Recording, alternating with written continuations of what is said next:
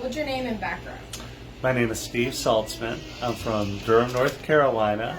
I just moved to Charleston, and I'm the CEO of the Charleston LDC and a proud board member of Fresh Future Farm. What is your favorite FFF event and why?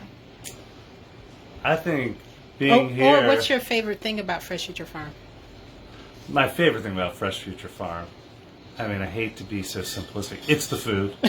I had actually, walking through the garden one day and just reaching down and grabbing something off a vine, I'd forgotten what a blueberry is supposed to taste like. And the pepper, when I had one of the peppers, it was just brilliant, and it just sort of reminded me of everything that's wrong about the way that our food system works and everything that's right about this place. What is the importance of owning the land? Owning the land is everything.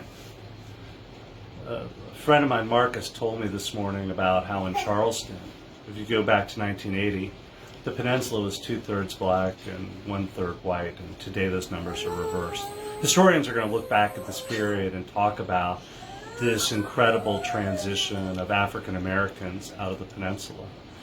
I think owning the land is probably, preserving black property ownership is probably the most important civil rights issues in the greater Charleston today. I think if we look at civil rights history, we often, and rightfully so, celebrate the freedom riders. We talk about the march across the Edmund Pettus Bridge. The stories that are just as powerful and that are undertold are those of Lowndes County and the Black Panther Party. And projects like this are part of another civil rights tradition that are as much about self-autonomy as they are about economic justice. Thank you so much. Well, what's the importance of solar panels? I think when people hear about putting solar panels on a farm like this, they think it's, about renewable energy and it's about climate change.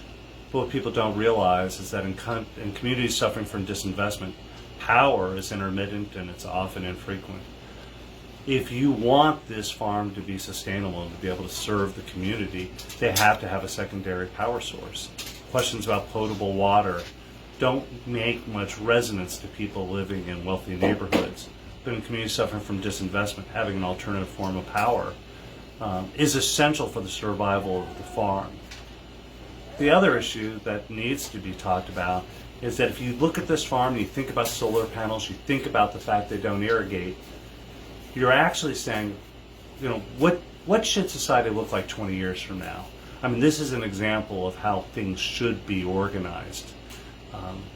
People talk about the flooding in Charleston. They don't have flooding here. Well, why don't they have flooding here? It's because of how they farm at this place. Everything they do for climate mitigation, the zero waste theory. This is really a blueprint for how Charleston can reverse some of the changes about climate change. And typically we consider neighborhoods like this to be the most vulnerable to climate change. Well, here you have an example about resiliency, and it's a great lesson that we'd be well to take time to learn. Thank you, Steve.